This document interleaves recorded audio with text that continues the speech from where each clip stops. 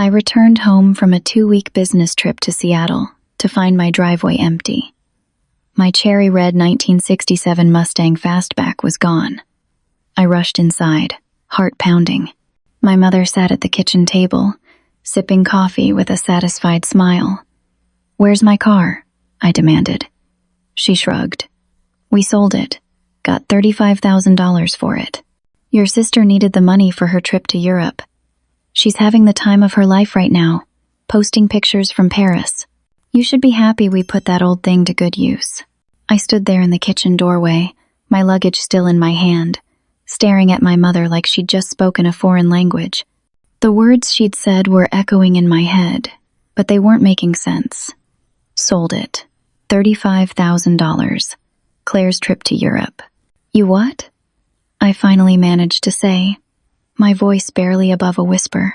My mother set down her coffee mug and looked at me with that expression I'd seen 1,000 times before. The one that said I was being unreasonable, that I was overreacting, that I needed to calm down and see things from her perspective. "We sold your car, Maggie. Claire needed the money for her trip. She's been so stressed lately, and we thought a nice vacation would help her find herself. You know how hard things have been for her." I felt like the floor was tilting beneath my feet. I'd worked 3 years of overtime, sacrificing weekends and holidays, skipping vacations and social events, all to save up for that car. Well, not exactly that car, but I'd worked so hard in my pharmaceutical sales career that my boss had noticed. And when my regular car had needed major repairs, he'd offered me something from the executive fleet. "Mom, you had no right to sell that car. None at all." She waved her hand dismissively. "Oh, please. You live under our roof, don't you? We had every right. Besides, you make good money as a pharmaceutical sales rep. You can buy another one." That's when my father walked in from the garage, wiping his hands on a rag. He must have heard the conversation because he jumped right in to support my mother. "Your mom's right, Maggie. Family helps family. Claire needed that money, and you had a perfectly good car just sitting in the driveway while you were gone. We saw an opportunity to help your sister, and we took it." I wanted to scream. Yes, I paid them rent every month, $800, which was more than fair for my childhood bedroom and access to the kitchen. But that didn't give them the right to sell my property. "Who did you sell it to?" I asked, trying to keep my voice steady. "Where's the paperwork?" My mother stood up and walked to the counter, pulling out a crumpled piece of paper from a drawer. "Some man named Harold Jennings. He came by 3 days ago, said he'd heard we had a vintage Mustang for sale. He offered cash on the spot, $35,000. We took it immediately and transferred it to Claire's account so she could extend her trip." I felt my phone buzzing in my pocket. Claire, of course. I pulled it out and saw her Instagram story. There she was, my 23-year-old sister who hadn't held a job in 3 years, standing in front of the Eiffel Tower in a designer dress I knew cost at least $2,000. The next story showed her at some fancy restaurant, champagne in hand, with the caption, "Living my best life." "This is unbelievable," I muttered, scrolling through more posts. Luxury hotels, shopping bags from Chanel and Louis Vuitton, pictures of elaborate meals that probably cost more than my monthly grocery budget. "You should be proud of her," my father said. "She's finally happy. That's what matters." I looked up at both of them, these people who were supposed to love me, supposed to support me, and I felt something crack inside my chest. But then, just as quickly, something else bubbled up. Laughter. I started laughing, and I couldn't stop. My mother's face darkened. "What's so funny, Maggie? Why are you laughing?" I tried to catch my breath, wiping tears from my eyes. "You want to know what's funny? That car wasn't mine." The color drained from both their faces. "What do you mean it wasn't yours?" my father asked slowly. "I mean exactly what I said. That car didn't belong to me. It belonged to my company. It was a loaner from the executive fleet, while my regular car was being repaired. And it wasn't just any car. It was a meticulously restored 1967 Mustang Fastback that belonged to our CEO, Mr. Garrison. He was letting me borrow it specifically to impress a major client. My mother's hand flew to her mouth. But you never said. I told you both not to touch that car, I interrupted. Multiple times. I said it was important for work. I said to leave it alone. You just didn't listen, because you never listen when it comes to Claire. My father sat down heavily in a chair. How much was it worth? The car was worth over $200,000. And that's not even the worst part. I pulled out my phone and opened my calendar. I have to pick up Dr. Richard Brennan from the airport in 4 hours. He's a vintage car enthusiast, and the entire reason Mr. Garrison let me borrow that specific car was because Dr. Brennan wanted to see it. We've been working on finalizing a multi-million-dollar pharmaceutical contract for 8 months. This meeting was supposed to seal the deal. Oh my God, my mother whispered. And there's more, I continued, my voice getting harder. Inside the trunk of that car were presentation materials and a custom watch that cost $50,000. It was a gift for Dr. Brennan, a one-of-a-kind piece that took 3 months to create. The silence in the kitchen was deafening. I watched as the reality of what they'd done slowly sank into their minds. My father's face had gone from pink to gray. My mother looked like she might be sick. Maggie, we didn't know, she started, but I held up my hand. Where's Harold's number? I need it right now. My father scrambled to find his phone, his hands shaking as he scrolled through his contacts. Here it is.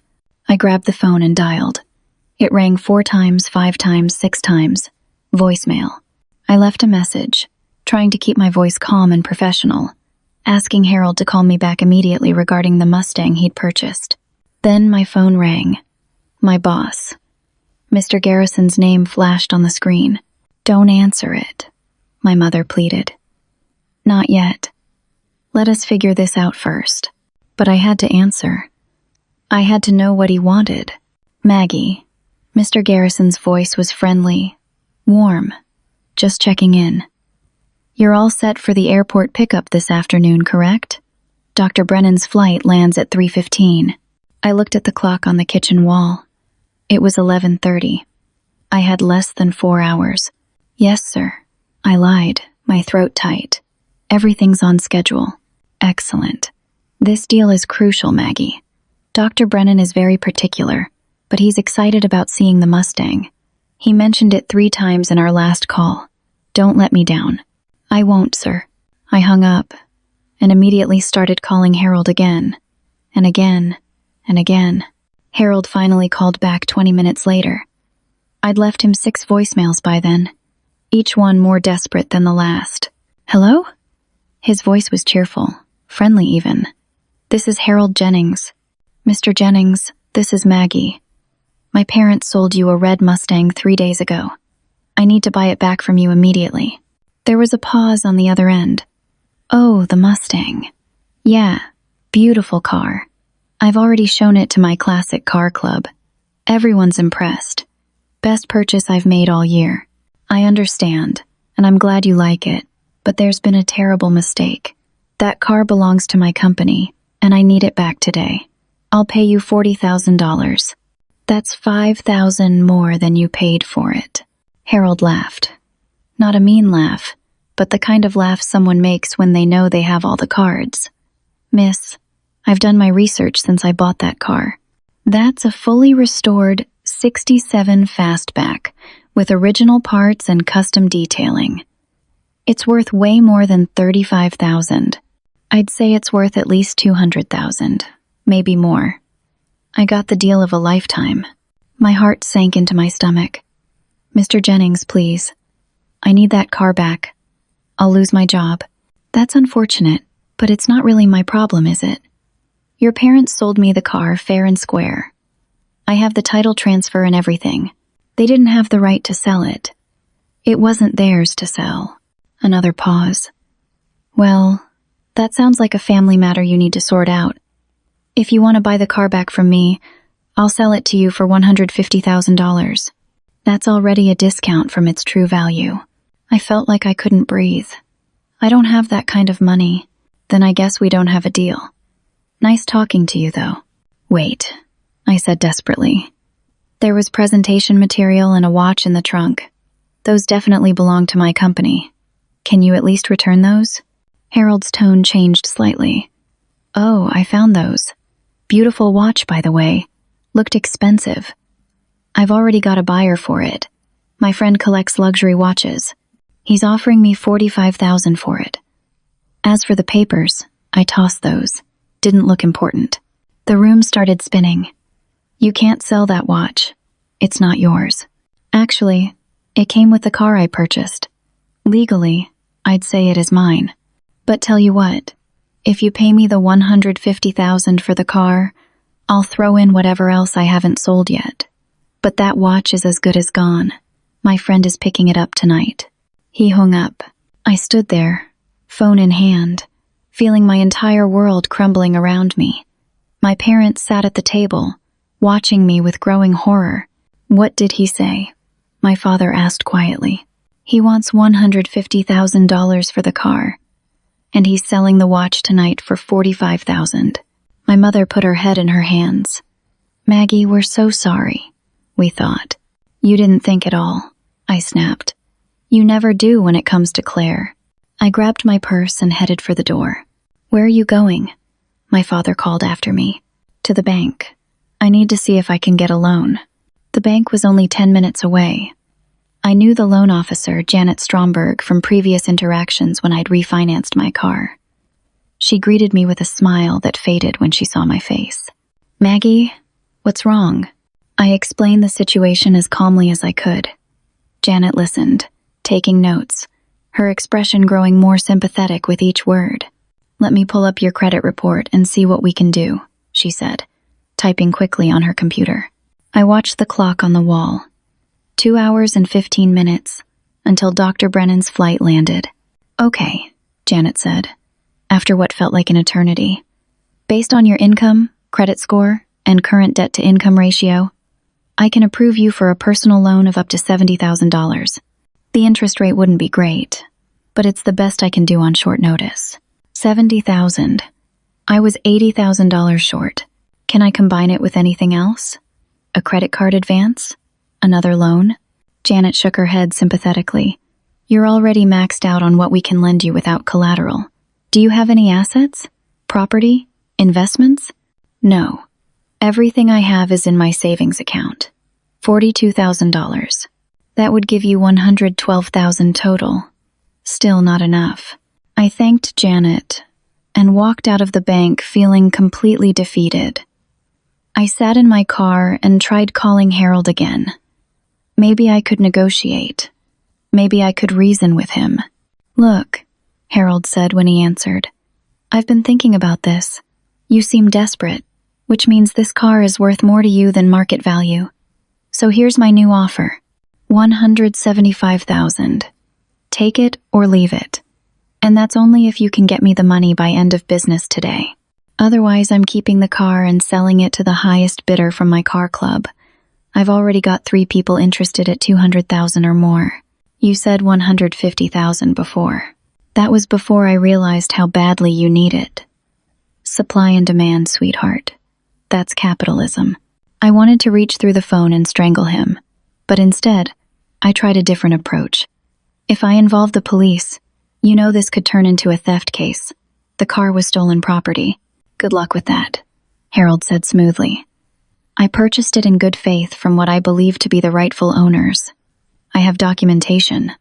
You want to take me to court? Fine. But that'll tie up the car in evidence for months, maybe years. Meanwhile, you'll still lose your job and your reputation. Clock's ticking, sweetheart. You've got about 2 hours now. He hung up again. I tried calling Mr. Garrison, but his phone went straight to voicemail. He was probably in his board meeting. I tried calling Dr. Brennan to reschedule or explain, but when his assistant connected us, I could hear the irritation in his voice. Miss Stewart, I'm on a very tight schedule.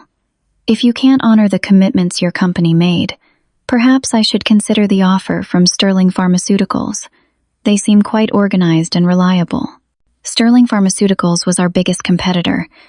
If Dr. Brennan went with them, not only would I lose this deal, but our company would lose a $12 million contract. Dr. Brennan, I understand completely. I'll be there to pick you up as scheduled. I apologize for any confusion.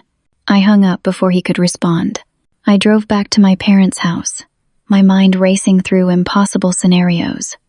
My parents were sitting exactly where I'd left them, looking shell-shocked. "Can you mortgage the house?" I asked desperately.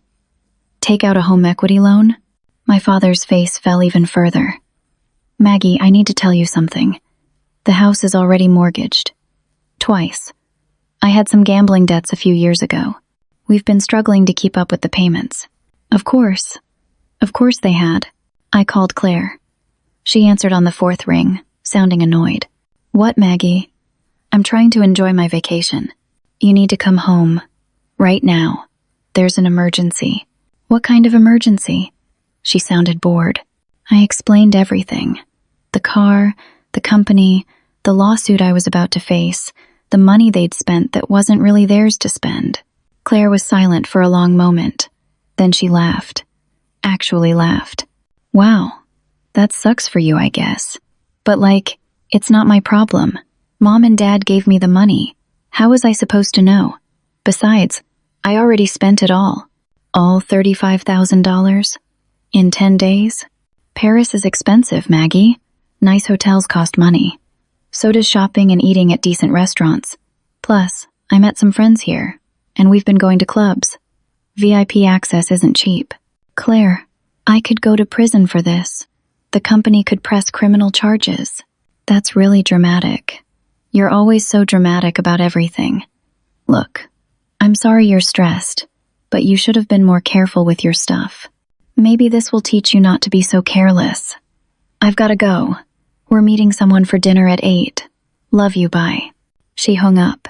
I sat there in my childhood home, in the kitchen where I'd eaten breakfast before school for 18 years, surrounded by my parents who were supposed to love me, supposed to protect me, and I felt more alone than I'd ever felt in my life. My phone buzzed. A text from Mr. Garrison. "Board meeting ran late. Heading to office now. You're still good for 3:15 pickup?" I texted back, "Yes, sir." Another buzz. This one from HR. "Please confirm receipt of updated insurance documentation for company vehicle in your possession." My hands were shaking so hard I could barely type. I walked outside and got in my regular car. I drove to Harold's address, which my father had written down. It was a nice house in the suburbs, with a 2-car garage. And there, sitting in the driveway, being lovingly waxed by Harold himself, was the Mustang. He saw me pull up and waved cheerfully, like we were old friends. I sat in my car and watched him care for a vehicle he'd basically stolen, a vehicle that was going to cost me everything I'd worked for, and I felt something inside me shatter. My phone buzzed again. "Mr. Garrison. Actually, need to talk. Call me." This was it. Somehow, he'd found out. I sat in my car outside Harold's house for a full minute before I could bring myself to call Mr. Garrison back. My finger hovered over his name in my contacts. I watched Harold continue to wax the Mustang, completely oblivious to the destruction he was causing in my life. Finally, I pressed the button. "Maggie," Mr. Garrison answered on the first ring. His voice had lost all its earlier warmth. "I just received a very interesting phone call from my insurance company. They wanted to confirm the current location of the Mustang registered in my name. Apparently, they've been trying to reach you about routine documentation, and you haven't responded. So I'm asking you directly, right now, where's my car?" The lie I'd been preparing died in my throat. I couldn't do it. I couldn't lie to him anymore. "Mr. Garrison, I need to tell you something, and it's going to sound insane, but every word is true." I told him everything. The business trip he'd sent me on to Seattle. Coming home to find the car gone. My parents selling it without permission. Harold buying it for $35,000. Claire spending the money in Paris. The watch being sold. The presentation materials thrown away. I spoke quickly, my words tumbling over each other, desperate to make him understand that this wasn't my fault, that I'd done everything right, that this was a nightmare I couldn't wake up from. When I finished, There was silence on the other end. Long, terrible silence. "Let me make sure I understand this correctly," Mr. Garrison finally said, his voice dangerously quiet. "You allowed a $200,000 company asset to be sold from your driveway for $35,000? I was in Seattle on the business trip you sent me on. I didn't allow anything. My parents. Your parents don't work for this company, Maggie. You do. That car was your responsibility. I trusted you with it, and you failed to secure it properly. Mr. Garrison, please, do you have any idea what that watch cost? It wasn't $50,000. It was $75,000. It was custom made by a Swiss watchmaker over 3 months. It had Dr. Brennan's initials engraved inside. It was a one-of-a-kind piece specifically designed to close this deal. I felt sick. I didn't know it was 75. And the presentation materials in the trunk? Those contained proprietary research data, confidential information about our new drug line. Information that could be worth millions to our competitors if it falls into the wrong hands.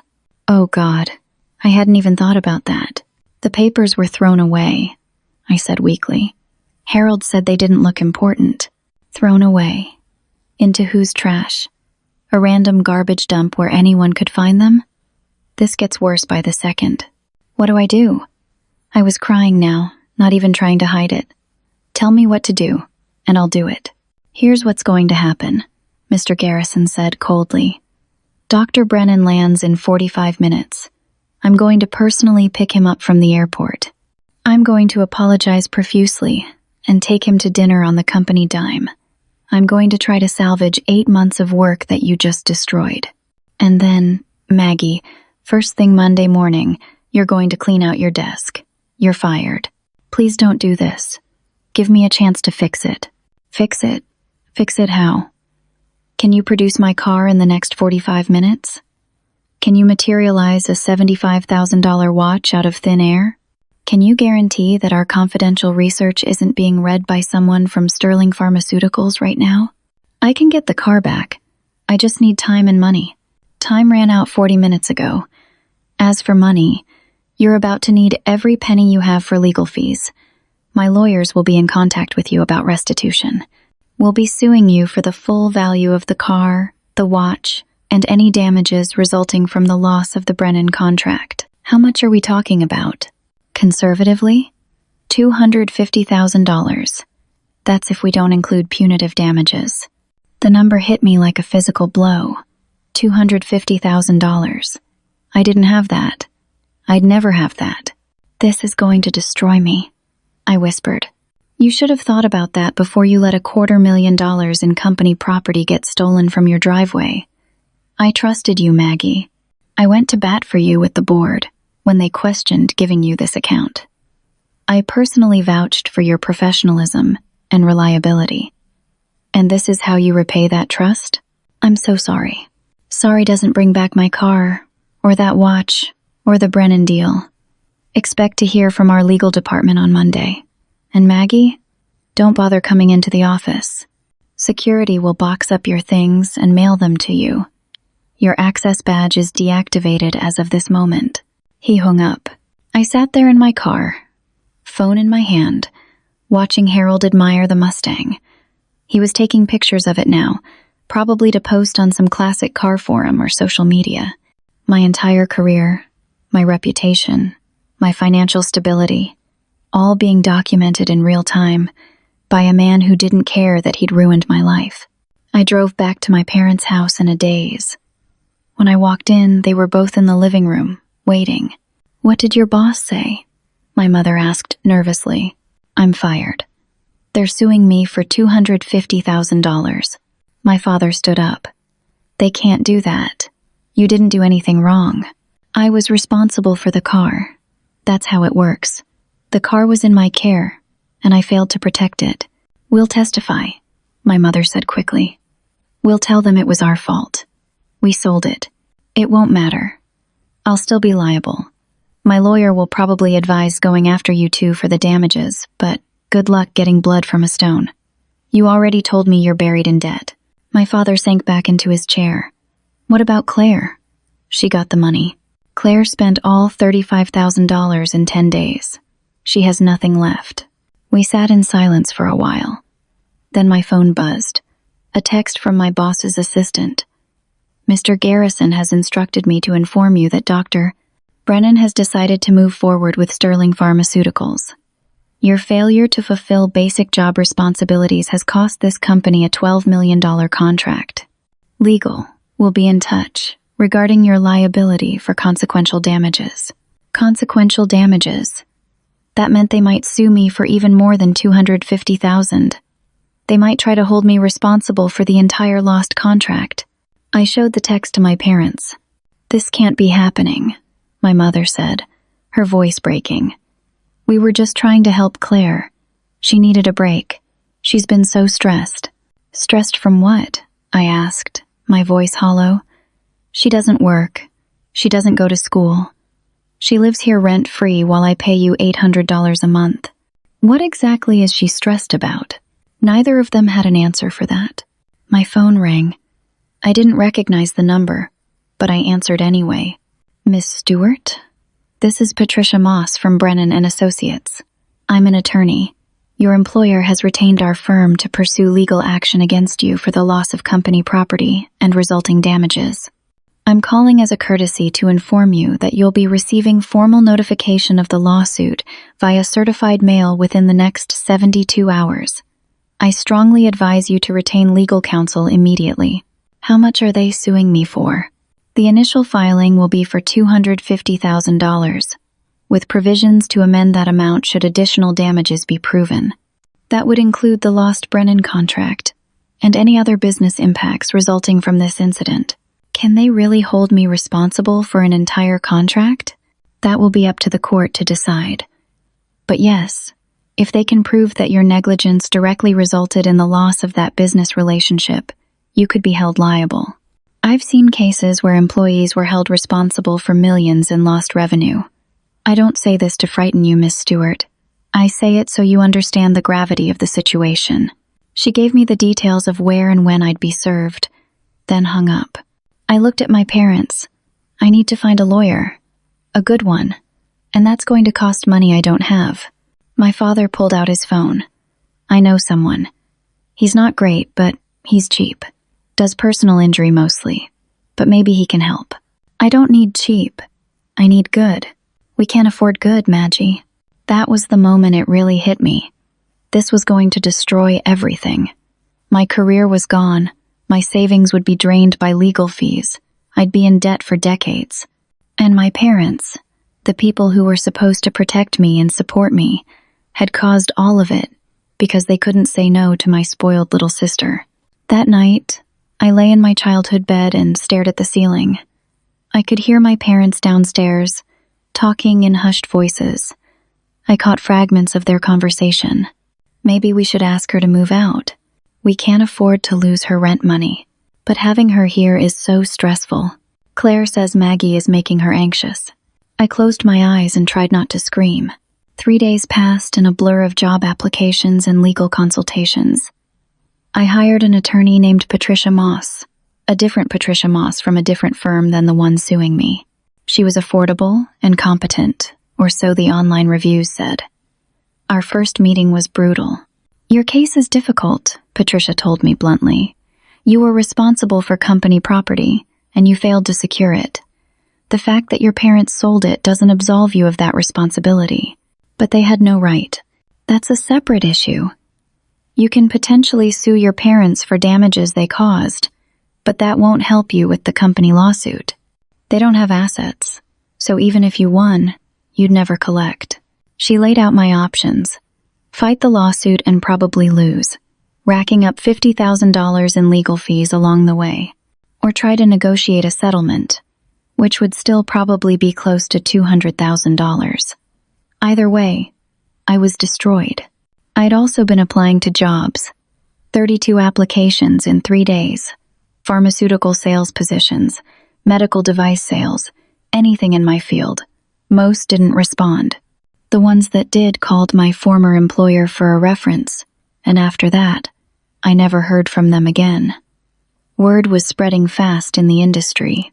The sales rep who lost the CEO's car. The one who cost the company $12 million. I was toxic. On the fourth day, Claire came home. I heard her before I saw her. That high-pitched squeal of excitement as she burst through the front door, dragging what looked like 6 pieces of brand-new luggage. "Mom! Dad! I'm home!" I came down the stairs and saw her in the entryway, tanned and glowing, wearing clothes I recognized from her Instagram posts.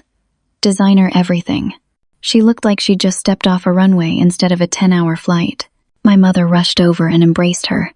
"Sweetheart, we missed you so much. Tell us everything." My father was beaming. "Let me help you with those bags. Looks like you did some shopping." Claire laughed. "Just a little. Paris has the best boutiques." I couldn't resist. She finally noticed me standing on the stairs. "Oh, hey Maggie. Mom texted me about your little car problem. That's really rough. Sorry you're having a hard time." Little car problem. Little car problem. I felt something snap inside me. My little car problem? "Claire, do you have any idea what you've done?" She rolled her eyes. "Oh, come on. Don't be so dramatic. It's just a car." It was a $200,000 car that belonged to my company. A car that I'm now being sued for.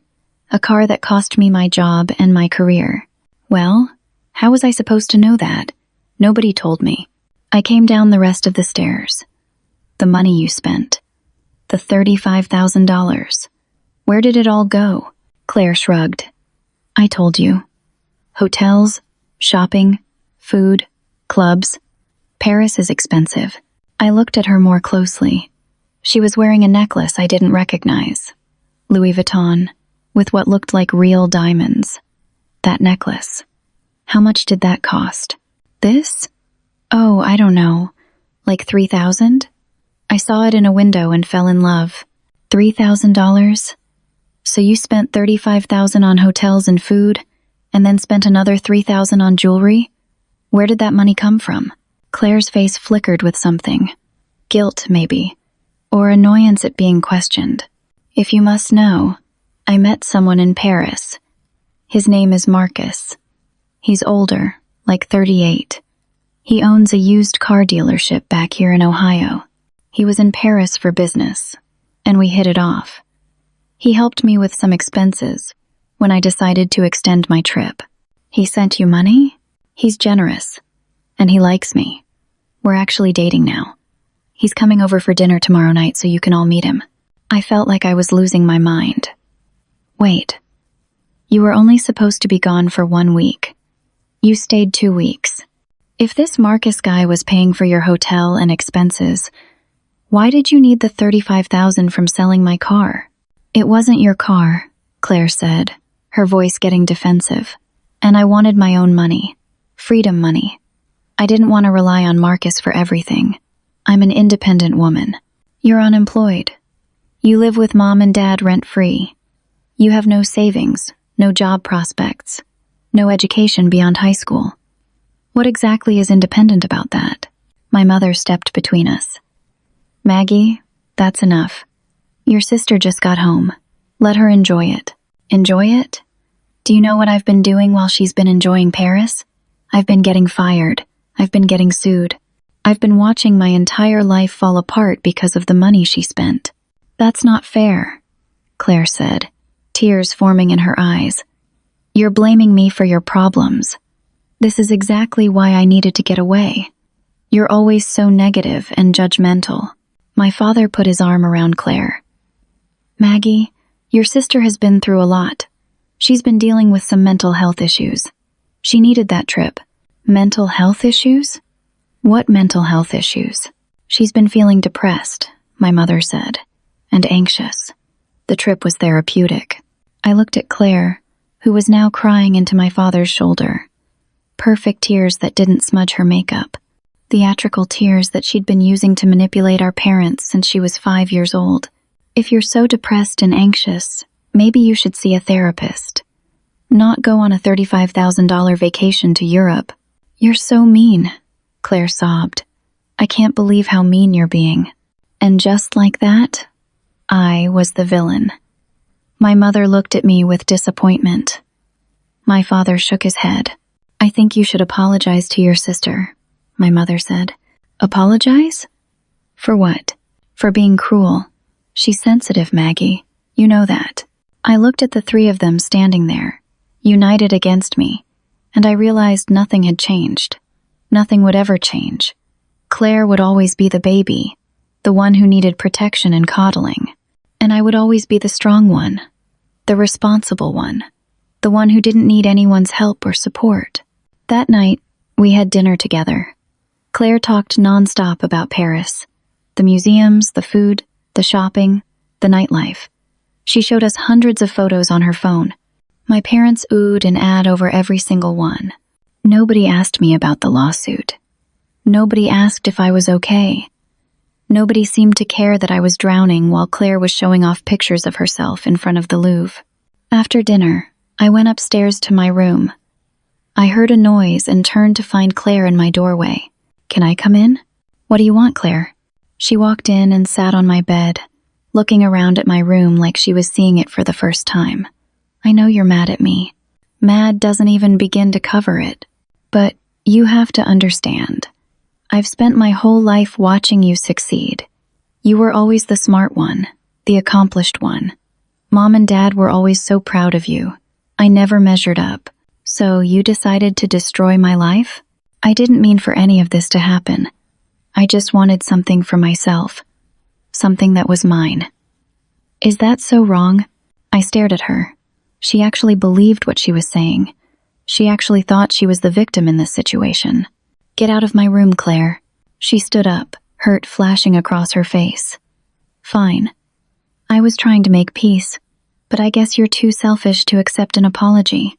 You didn't apologize. You justified." She left, slamming the door behind her. I pulled out my phone and saw a notification. Claire had posted on Instagram a photo of herself in our family living room with the caption, "Home sweet home. So good to be back with family. Even when some people don't appreciate you." Heart emoji. Sad face emoji. Within minutes, the comments started rolling in. "Stay strong, girl. Don't let the haters bring you down.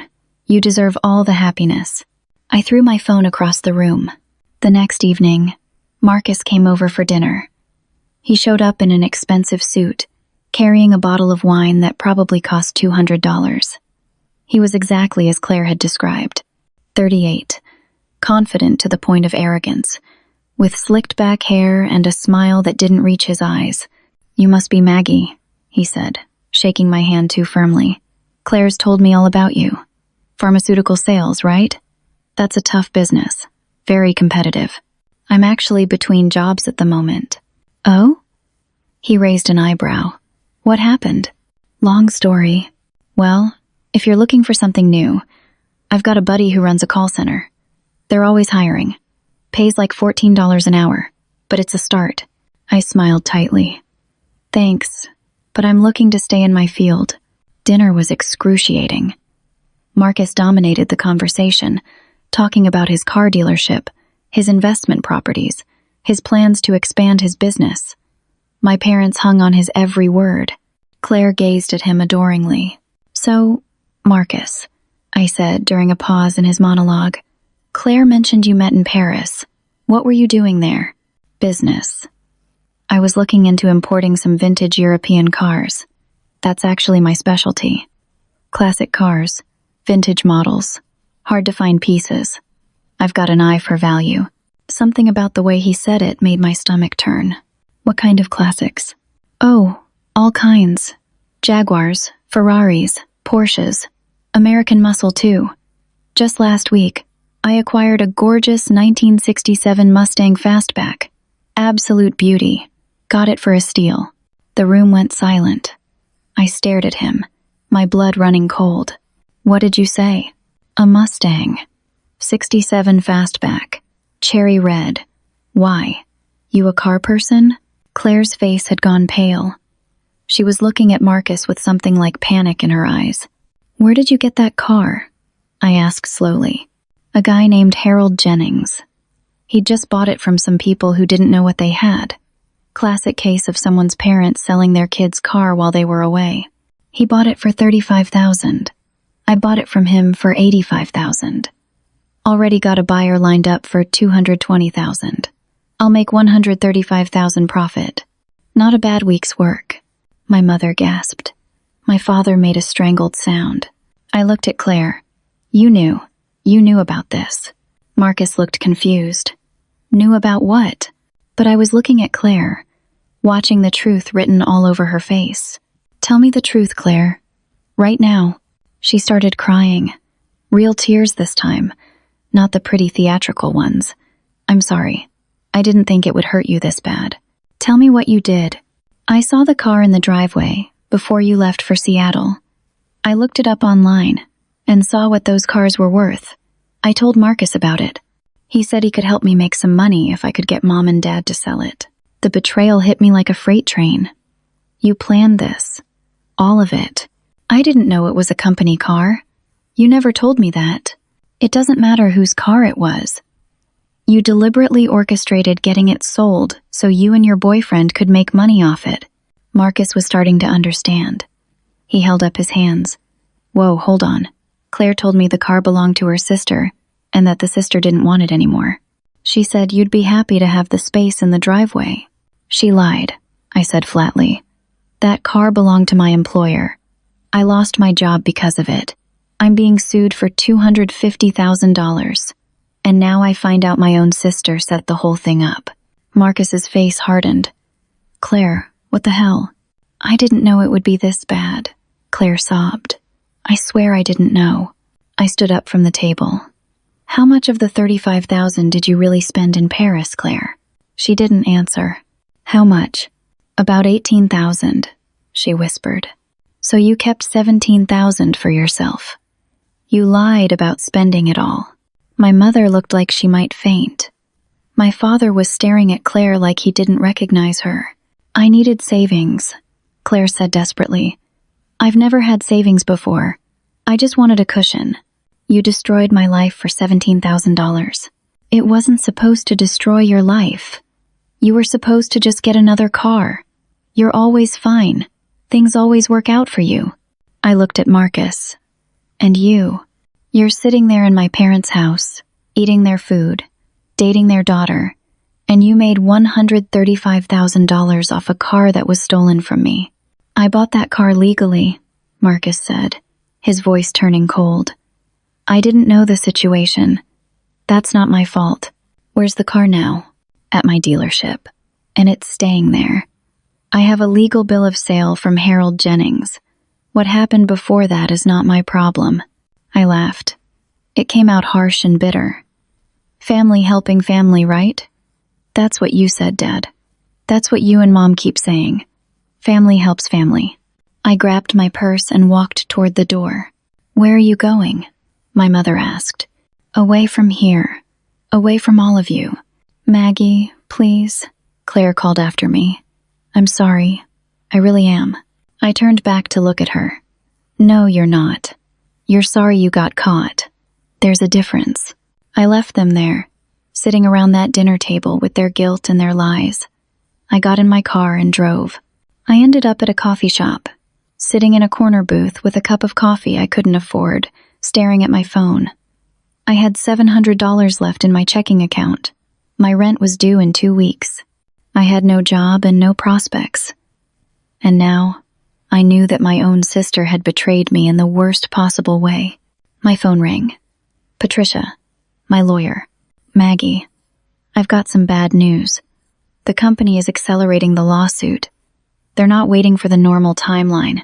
They're demanding immediate payment, and they've already filed paperwork to put a lien on your bank accounts. They can do that? Unfortunately, yes. Given the amount involved and their claim that you were grossly negligent, a judge granted their request. Your accounts will be frozen by Monday. $700. That was all I'd have left. What do I do? Honestly, I'd recommend filing for bankruptcy. It won't erase this debt, but it might protect you from some of the worst consequences. What are the worst consequences? They could garnish your wages for the next 20 years. They could put liens on any property you acquire. They could make it impossible for you to ever build any wealth. Bankruptcy would at least limit the damage. I hung up and put my head down on the table. I wanted to scream. I wanted to cry. I wanted to disappear. But instead, I made a decision. I wasn't going down without a fight. Claire and Marcus had schemed to destroy me. My parents had enabled them. Everyone had betrayed me. It was time to stop being the victim. I pulled out my laptop and started researching. Laws about stolen property. Laws about fraud. Laws about conspiracy. I read everything I could find. And then I started making calls. 2 weeks later, I was working at a coffee shop called The Daily Grind. 5:30 in the morning to 2 in the afternoon, 6 days a week. Then, from 4 to midnight, I waited tables at a restaurant called Millstone Bistro.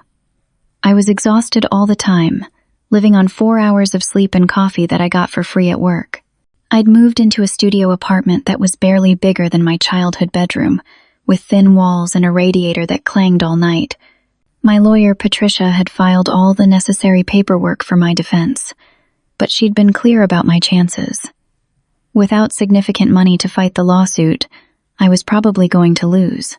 The company was ruthless. Their lawyers were expensive, and they wanted to make an example out of me. I hadn't spoken to my parents or Claire since the dinner with Marcus. They'd tried calling a few times, but I'd ignored them. What was there to say? The only good news was that Harold Jennings, feeling guilty about his role in everything, had agreed to give a statement to my lawyer, explaining how Marcus had approached him about the car. It wasn't much, but it was something.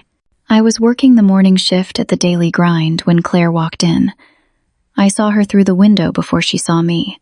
She was with Marcus, both of them laughing about something, dressed like they were heading somewhere important. They got in line.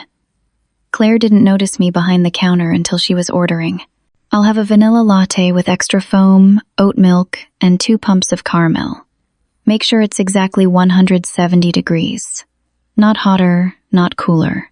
And Marcus will have." She trailed off when she finally looked at me. "Oh, Maggie, I didn't know you worked here. Between jobs, remember? This is what that looks like." Marcus stepped forward. "I'll have a large black coffee. None of the fancy stuff." I made their drinks in silence. Claire tried to make small talk. "So, how have you been? Mom and Dad are worried about you." "I'm sure they are. You should call them. They miss you." I handed her the latte.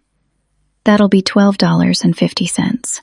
She pulled out her wallet and paid, leaving the change in the tip jar. 67 cents. How generous. Marcus took his coffee and started to walk away, but then he turned back. "Hey, no hard feelings about the car thing, right? It was just business. You understand." I stared at him. "Just business." "Exactly. Nothing personal." They left, and I watched them get into a cherry red 1967 Mustang Fastback parked right in front of the coffee shop. Marcus was driving. Claire was in the passenger seat, taking a selfie with the car visible in the background. My car. The car that had destroyed my life, and they were using it like a toy. Something inside me finally broke free. Not in a bad way. In a clarifying way. I waited until my shift was over, then I followed them. I knew it was probably not the smartest thing to do, but I couldn't help myself. I needed to see where they were going, what they were doing. They drove to Marcus's car dealership. It was bigger than I'd imagined, with at least 50 cars on the lot. A big sign read Marcus Motors, Premium Used Vehicles. I parked across the street and watched. Marcus and Claire got out of the Mustang. A potential buyer walked over, an older man in an expensive suit. I could see Marcus going into full salesman mode, gesturing at the car, opening the hood, pointing out features. The older man looked impressed. He was taking photos. They all walked into the dealership office. I sat there for an hour. Then the older man came out, shook hands with Marcus, and left.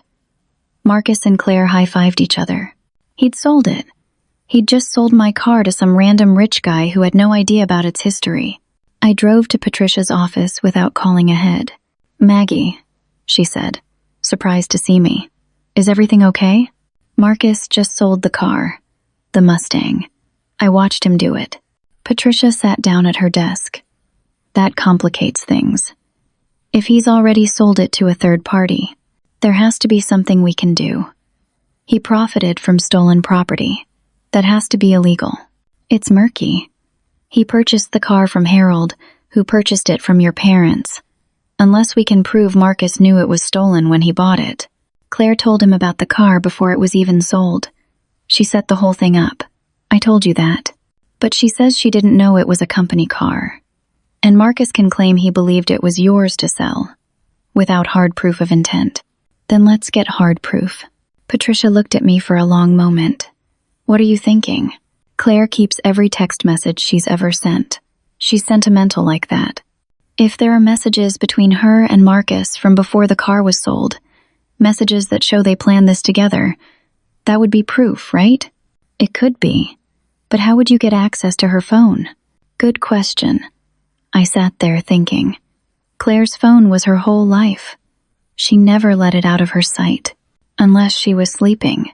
Leave that to me, I said. 2 days later, I showed up at my parents' house at midnight. I still had a key. I let myself in quietly. The house was dark. I could hear my father snoring from the master bedroom. I crept upstairs to Claire's room. She was asleep, her phone charging on the nightstand beside her bed, just like it had been every night since she was 16 years old. I picked it up carefully. No passcode.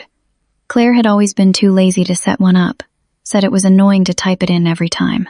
I went into her messages and found the thread with Marcus. My heart was pounding so loud I was sure it would wake her up. I scrolled back to before my trip to Seattle, back to when the Mustang had been sitting in the driveway. And there it was. Claire. So that car I told you about is just sitting here. My sister's gone for 2 weeks. My parents are clueless about what it's worth. Marcus. You're sure they'll sell it if I send someone? Claire. If the price is right, they'll do anything for me. Marcus. Okay. I've got a guy. Harold. He'll make an offer. Lowball them at first, then settle at 35. That's enough to make them feel good about it, but low enough that I can flip it for big money. Claire. And I get a cut, right? Marcus. Babe, you'll get the whole 35. I'm buying it from Harold for 85. The 50 difference is his cut for playing middleman. I'll flip it for 220 and make 135. Everybody wins. Claire. What if Maggie comes home early? Marcus. She won't. And even if she does, what's she going to do? Cry about it. You said she's a pushover. Claire. She is. She never stands up for herself. This'll be easy. I took screenshots of everything. Every single message. Then I found more. Messages where Claire talked about how she was tired of me getting all the attention. Messages where she called me boring and stuck up. Messages where she and Marcus laughed about how stupid my parents were. I sent all the screenshots to my own phone, then deleted the sent messages from Claire's phone so she wouldn't know. I put her phone back exactly where I'd found it and left the house as quietly as I'd entered. The next morning, I went straight to Patricia's office. She read through the screenshots, her expression getting more serious with each one. This is good, Maggie. This is really good. This shows clear premeditation and conspiracy to commit fraud. So what do we do with it? First, we take this to the police. What they did is criminal. Then we take it to your former company's lawyers. This changes your entire case. You were the victim of a targeted scheme. This wasn't negligence on your part. This was deliberate theft orchestrated by your sister and her boyfriend. Will this get me my job back? I don't know. But it might get the lawsuit dropped. And it will definitely get Marcus and Claire in serious legal trouble. We spent the next 2 hours at the police station, filing a report. The detective who took our statement was a woman in her 40s, named Linda Harrison. She listened to everything, looked at the screenshots, and nodded slowly. We've actually been investigating Marcus's dealership for other issues. This fits a pattern we've been seeing. I'll need to speak with Harold Jennings and your parents to corroborate the timeline. My parents didn't know about Marcus's involvement. They really thought they were just helping Claire. That may work in their favor. But your sister and her boyfriend are looking at serious charges. Conspiracy to commit theft, fraud, possibly more depending on what else we find when we dig into his business. How long will this take? Hard to say. But I'll make this a priority. Nobody likes people who prey on families. I left the police station feeling something I hadn't felt in weeks. Hope. But it was short-lived. That afternoon I got a call from Claire. She was hysterical. How could you? How could you do this to me? I don't know what you're talking about. The police. They came to Marcus's dealership.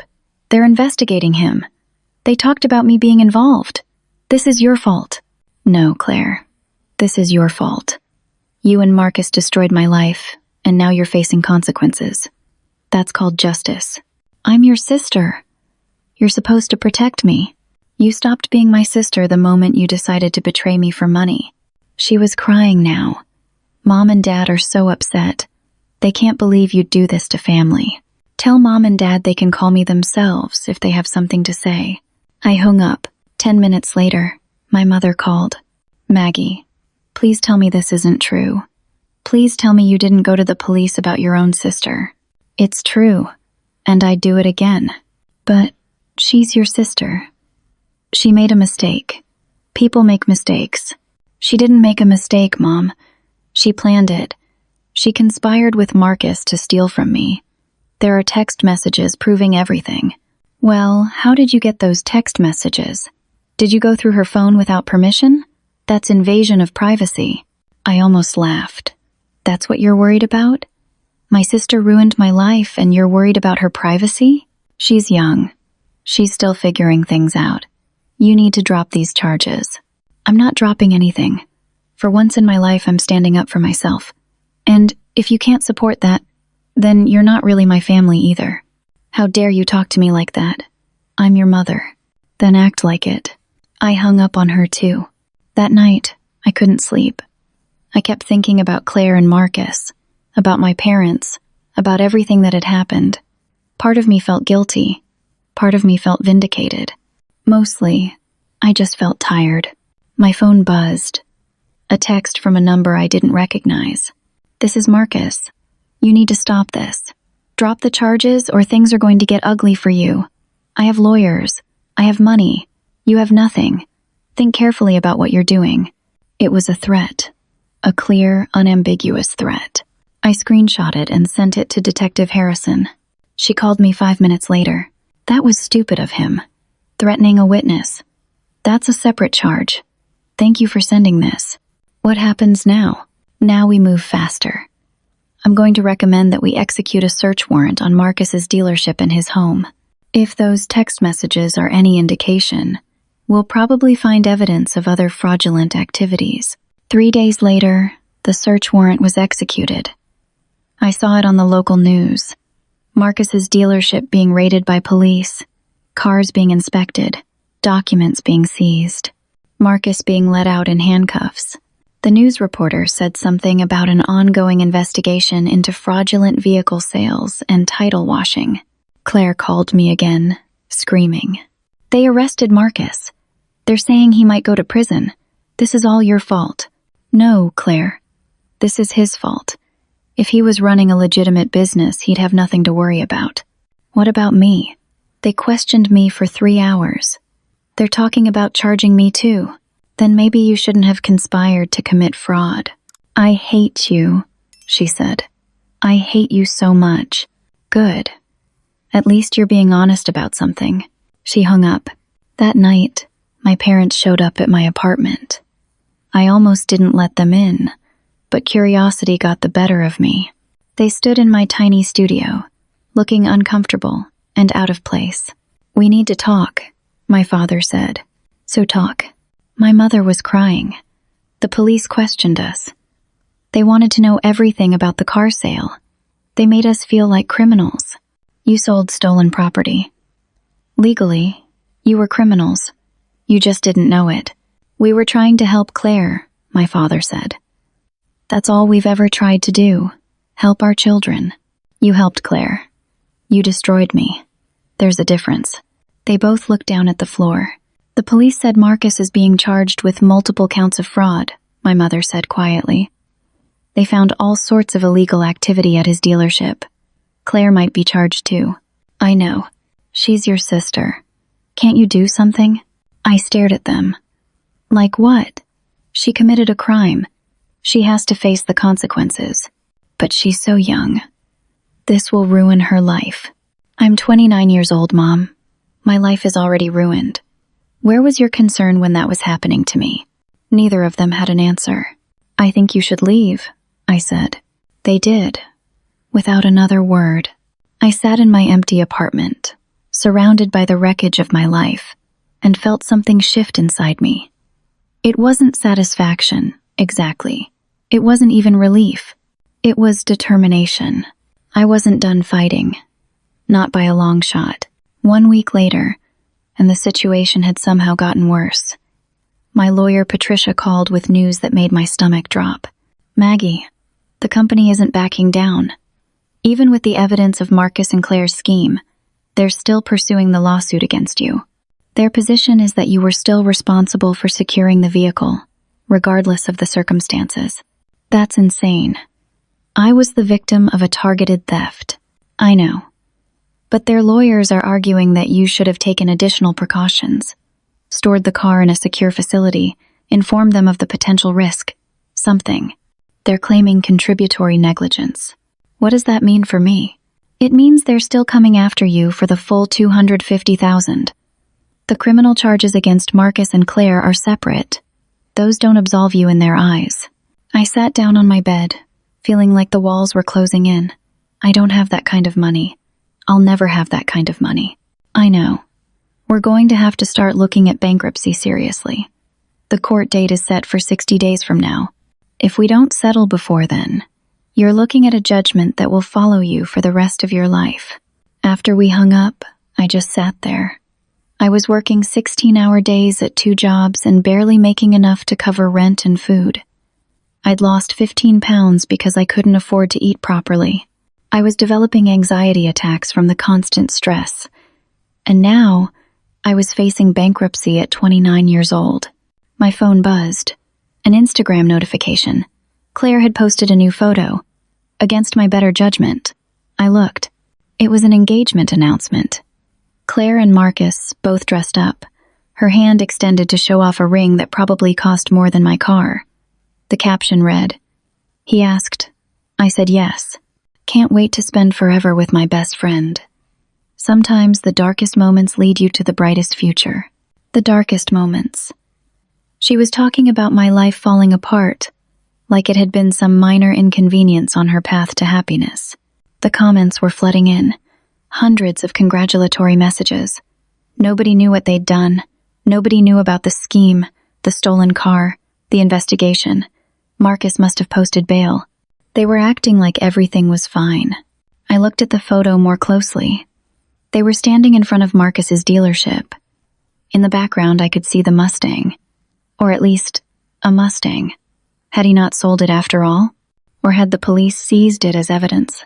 I called Detective Harrison. The car you saw was probably a different one, she explained. We seized the '67 Fastback as evidence. Marcus has several other Mustangs on his lot. He's using them to maintain the appearance that everything's normal. What about the charges? Claire just posted that they're engaged. Linda sighed. The investigation is ongoing. These things take time. We're building a strong case, but Marcus has good lawyers. They're claiming he had no knowledge that the car was stolen property, that he purchased it in good faith from Harold. But the text messages show that Claire knew something was wrong. But they're arguing that Marcus didn't know the full situation, that Claire misled him too. It's thin, but it's enough to slow things down. So they might get away with it? I didn't say that. But it's not going to be the quick resolution you're hoping for. I hung up feeling more defeated than ever. That evening, I decided to go to my parents' house one more time. I needed to try to make them understand what they'd enabled. I needed them to take my side for once. I should have known better. I arrived to find a celebration in full swing. Cars lined the street, music playing from inside. Through the window, I could see people gathered in the living room. I walked in to find an engagement party. for Claire and Marcus. My mother saw me first. Her face went pale. Maggie, we weren't expecting you. Clearly. Claire appeared from the kitchen, carrying a tray of appetizers. She froze when she saw me. What are you doing here? I came to talk to Mom and Dad. I didn't know you were having a party. Marcus came up beside Claire, putting his arm around her protectively. This is a private family event. You weren't invited. I'm family. Are you? He looked at me with contempt. Because family doesn't try to destroy each other. Family doesn't send the police after each other. You've made it pretty clear you're not part of this family anymore. Several guests had stopped talking and were watching us now. My father came over, his face stern. Maggie, maybe you should leave. Dad, please, can we just talk? Privately? What's there to talk about? You've made your position clear. You chose to side against your sister. You went to the police, for God's sake. She committed a crime. She made a mistake, my mother said, coming to stand beside my father. A mistake that you've blown completely out of proportion. Do you know what your actions have cost this family? Marcus has had to hire lawyers. His business is suffering. Claire is terrified she's going to be arrested, all because you couldn't let something go. I looked around at all of them. My parents, Claire, Marcus, and a room full of people who had no idea what was really happening. Let something go? I repeated quietly. They destroyed my career.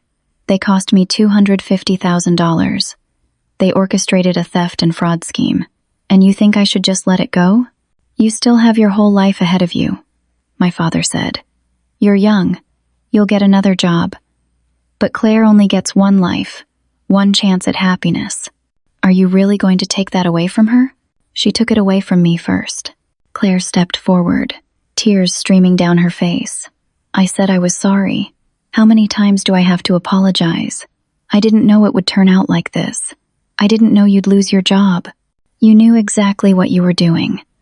I read the text messages, Claire. You knew. Marcus spoke up, his voice carrying across the now silent room. You know what your problem is, Maggie? You're bitter. You're jealous that your little sister found love and success while you're struggling. So you're trying to drag us down with you. Success? You run a dealership that's under investigation for fraud, alleged fraud, and those charges will be dropped. My lawyers are very good. And when they're not dropped? When you and Claire both end up with criminal records? He smiled. It wasn't a nice smile. That's not going to happen. But even if it did, we'd handle it together. Because we're a team. We support each other. Unlike you, who turns on family the second things get difficult. I looked at my parents, waiting for them to say something, anything, in my defense. They said nothing. Fine, I said. Enjoy your party. I walked out. Behind me, I heard my mother say to the guests, I'm so sorry about that. She's been going through a difficult time and she's not handling it well. I got in my car and drove. I didn't have anywhere to go, so I just drove. Eventually, I ended up at a park, sitting on a bench in the dark, watching the stars. My phone buzzed. A text from my landlord. Maggie, I'm sorry to do this, but I'm selling the building. All tenants need to be out by the end of the month. You'll get your security deposit back. End of the month. That was 2 weeks away. I called my property manager, hoping there was some mistake. I'm sorry, she said.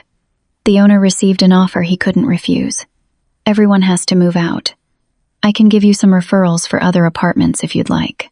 I can't afford other apartments. I barely afford this one. What about moving in with family temporarily? I almost laughed. That's not an option. After we hung up, I just sat there in my car. Evicted. No job prospects. A lawsuit looming. No family support. Savings account frozen. I tried to start my car to go home, and nothing happened. The engine wouldn't turn over. I tried again. Nothing. I called a tow truck. The driver arrived an hour later, looked under the hood, and gave me the bad news. Your alternator's shot. Also looks like you need a new battery, and your starter is going. You're looking at about $1,800 in repairs. $1,800 I didn't have. Can you just tow it to my apartment? Sure. That'll be $85 for the tow. I paid it with my credit card, which was already maxed out. I'd deal with the overdraft fees later. The tow truck dropped me and my car at my apartment building. I walked up to my studio and collapsed on my bed without even taking off my shoes. At 3 a.m, I woke up to my phone ringing. Unknown number. Hello? Miss Stewart? This is Mercy Hospital. Your father was brought to the emergency room about an hour ago. He's stable now, but he asked us to call you. What happened? He had a panic attack. Thought it was a heart attack. We've run tests, and his heart is fine, but he's quite distressed. He's asking for you. I got a rideshare to the hospital, spending money I didn't have. My father was in a room in the emergency ward, looking small and old in the hospital bed.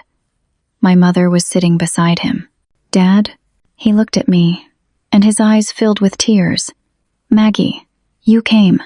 Of course I came. What happened? Everything caught up with me. The police investigation, the questions, Claire's situation, what we did to you. It all just hit me at once, and I couldn't breathe. My mother reached for my hand. We're so sorry, Maggie. We're so sorry. We've been terrible parents.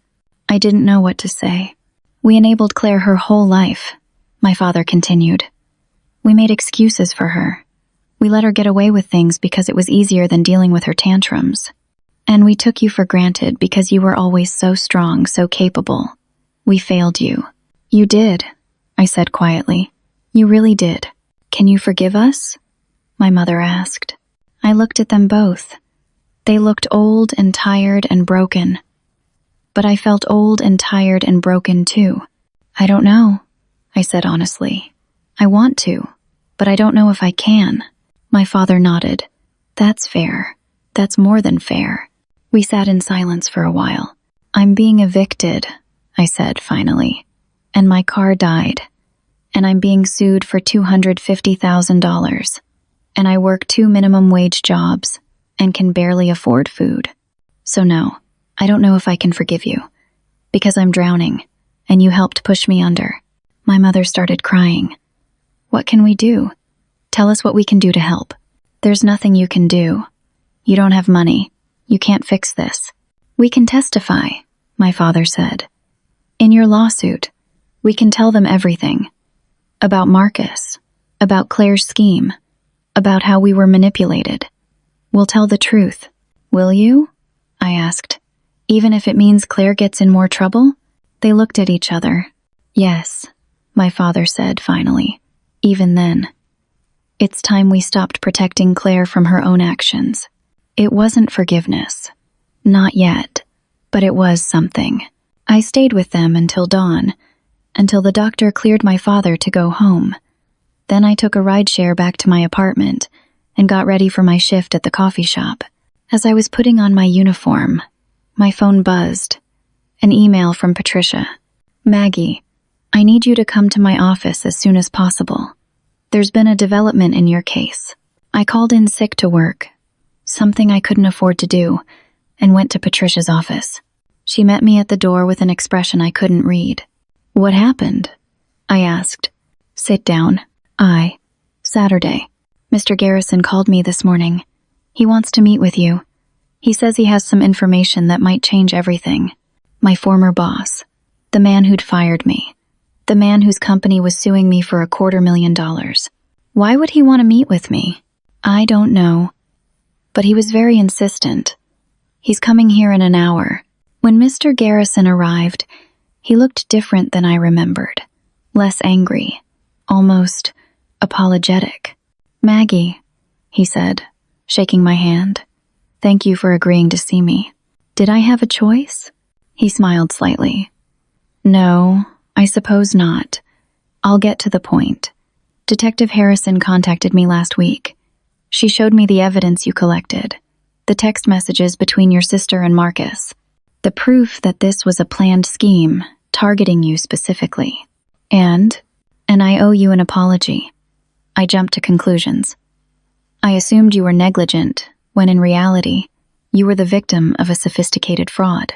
I didn't know what to say. I'm dropping the lawsuit, he continued.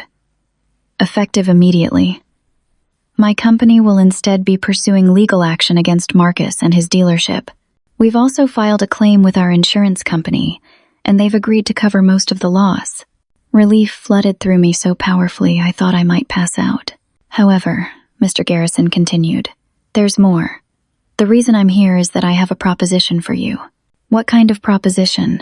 Dr. Brennan called me last week. He'd heard about what happened through the industry grapevine. He was impressed by how you handled the situation, how you investigated, collected evidence, built a case. He said it showed the kind of tenacity and problem-solving skills he wants in a pharmaceutical rep. I don't understand. Dr. Brennan has agreed to sign with our company after all. But he has one condition. He wants you to be the account representative. I stared at him. You want to give me my job back? Not exactly. I want to promote you. Regional director. $75,000 salary plus commission. You'll oversee the entire Brennan account and 3 others. Why? Because I made a mistake. I should have investigated before jumping to conclusions. And because you proved something important. When everything fell apart, you didn't give up. You fought back. That's the kind of person I want leading my sales team. I looked at Patricia. She was smiling. There's one more thing, Mr. Garrison said. I spoke with the executive board. They've authorized a $10,000 payment to you. Call it a reward for helping us recover the vehicle and identify the actual criminals involved. $10,000. A promotion. My life back. I started crying. I couldn't help it. Is that a yes? Mr. Garrison asked gently. Yes, I managed to say. Yes, that's a yes. We shook hands. He left. Patricia hugged me. You did it, she said. You actually did it. I called my parents from Patricia's office, told them the news. They cried. They said they were proud of me. They said they'd do better. I wanted to believe them. I called Claire. She didn't answer. I left a message. It's over, Claire. I got my job back. Actually, I got promoted, and the lawsuits dropped. Just wanted you to know. I won. I hung up. She never called back. 6 months later, and my life looked completely different. I was sitting in my new office on the 14th floor of the pharmaceutical company's headquarters. My office. Regional director was printed on the nameplate on my desk. Through my window, I had a view of the entire city, the skyline stretching out in every direction. The $10,000 from Mr. Garrison had been enough to get me out of the studio apartment and into a decent 1-bedroom place. Nothing fancy, but it was mine. I'd bought new furniture, piece by piece, as my paychecks came in. I'd even started saving money again. The Brennan account had been a massive success. Dr. Brennan turned out to be not just a client, but a mentor. He'd introduced me to other physicians in his network, and my sales numbers had tripled in 6 months. Mr. Garrison had already hinted at another promotion. But more than that, I'd changed. I wasn't the same person who'd come home from Seattle to find her life destroyed. I was stronger now. Harder in some ways, softer in others. I knew what I was capable of. I knew I could survive anything. The investigation into Marcus and Claire had concluded 3 months ago. Marcus had taken a plea deal. 3 years probation, restitution of $250,000 to my company, and the permanent closure of his dealership. The DMV had revoked his dealer's license.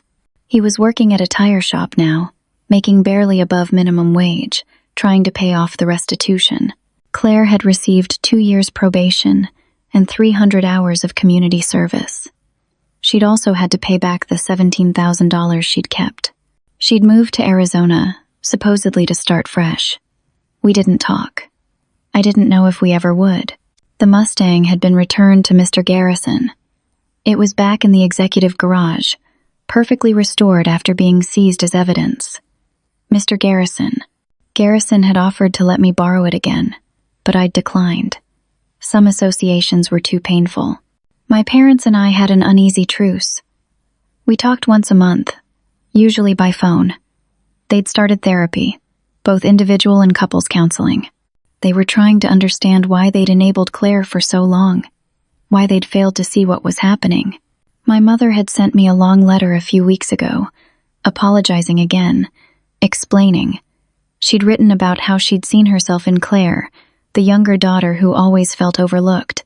She'd admitted that she'd been trying to rewrite her own childhood by giving Claire everything she'd never had. She hadn't realized she was creating a monster in the process. My father's letter had been shorter, just 3 sentences. I failed you. I will spend the rest of my life trying to make it right.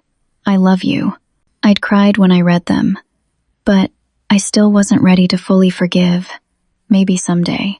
I was seeing a therapist now, too. Dr. Sarah Breckenridge, a woman in her 50s who specialized in family trauma and betrayal. She'd helped me process everything.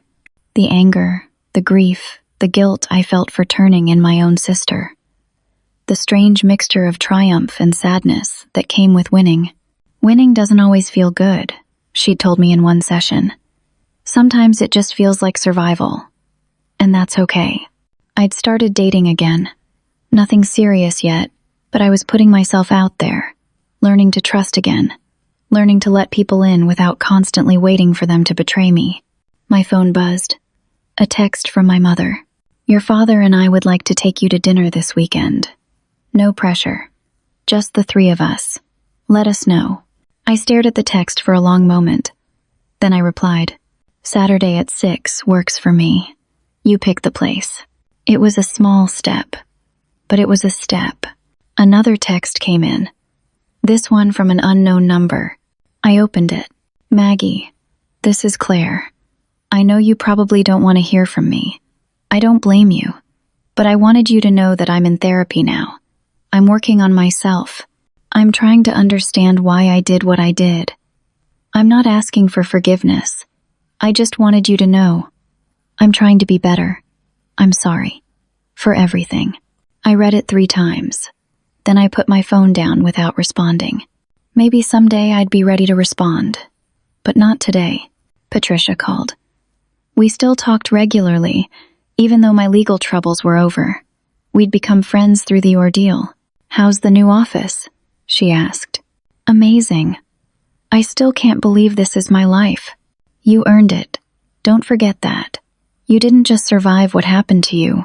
You fought back. You took control. That takes real strength. Thank you. For everything. I couldn't have done this without you. Yes, you could have. But I'm glad I could help. After we hung up, I stood at my window, looking out at the city. I thought about the journey that had brought me here. The betrayal, the loss, the desperation, the slow climb back up. I thought about the Maggie who'd stood in her parents' kitchen 6 months ago, learning that her car had been sold, that Maggie had been devastated. She'd felt helpless. She'd wanted someone to save her, but no one had saved her. She'd saved herself. I'd learned so many lessons through this nightmare. I'd learned that family isn't always the people who share your blood. Sometimes it's the people who stand by you when everything falls apart. I'd learned that being strong doesn't mean never asking for help. It means knowing when to fight, and how to fight smart. I'd learned that betrayal can come from the most unexpected places, that the people who are supposed to love you most can hurt you deepest. But I'd also learned that I was stronger than I ever imagined, that I could take the worst thing that had ever happened to me and turn it into a catalyst for change. I'd learned to set boundaries, to say no, to walk away from toxic relationships, even when those relationships were with family. I'd learned that forgiveness was a process, not an event. That healing took time, that some wounds might never fully close, and that was okay too. Most importantly, I'd learned that when everything falls apart, when you lose everything you thought defined you, that's when you discover who you really are. Not the job title, not the family relationships, not the external markers of success. Just you, your core, your strength, your determination. I'd thought losing everything was the end, but it had been the beginning of understanding my own worth, The beginning of building a life on my terms. The beginning of refusing to be anyone's victim ever again. I picked up my phone and opened my notes app. I typed out something I'd been thinking about for weeks. Real family are the people who stand by you in your worst moments, not the ones who celebrate your downfall. You can't choose the family you're born into, but you can choose the family you build. And sometimes, the greatest gift you can give yourself is permission to walk away from people who hurt you, even if they're blood. I saved it. Maybe I'd share it someday. Maybe I'd keep it just for me. A knock on my door. My assistant, Jessica, poked her head in. Dr. Brennan is online too. He wants to discuss the Anderson account. I smiled. Tell him I'll be right with him. Jessica left. I took a deep breath, squared my shoulders, and picked up the phone. This was my life now. I'd built it from nothing, from ashes, from the absolute bottom. And it was beautiful. Not perfect, not without scars, but beautiful nonetheless, because it was mine. I'd fought for it, bled for it, survived for it, and no one could ever take that away from me. 6 months ago, I'd been destroyed. Today, I was thriving, and the journey between those 2 points had taught me more about myself than any success ever could have. I answered the phone. Dr. Brennan, good morning. Let's talk about the Anderson account. And just like that, I moved forward, into the future I'd built for myself, the future I deserved, the future I'd won. So here's what I want to ask you. Have you ever been betrayed by someone you trusted completely? Someone who was supposed to have your back but stabbed you in it instead? How did you handle it? Did you fight back, or did you walk away? And more importantly, how did you rebuild after everything fell apart? I'd love to hear your stories in the comments below. Your experiences matter, and sharing them might help someone else who's going through something similar right now. If this story resonated with you, if it made you feel something or taught you something, please hit that like button. It really does help get these stories out to more people who might need to hear them. And if you haven't already, subscribe to the channel. I share stories like this regularly. Stories about real people facing real challenges and finding the strength to overcome them. You never know when you might need that reminder that you're stronger than you think. Finally, share this story with someone who needs to hear it. We all know someone who's been betrayed by family, who's struggling to set boundaries, who's trying to figure out how to stand up for themselves. This might be the story that helps them take that first step. Thank you for listening to my story. Thank you for being here. I hope that wherever you are in your journey, whatever challenges you're facing, you remember this. You are stronger than your circumstances. You are more resilient than you know. And when everything falls apart, that's not the end. It's just the beginning of discovering what you're really made of. Take care of yourselves out there. Set those boundaries. Stand up for yourselves. And never, ever let anyone make you feel small. Until next time.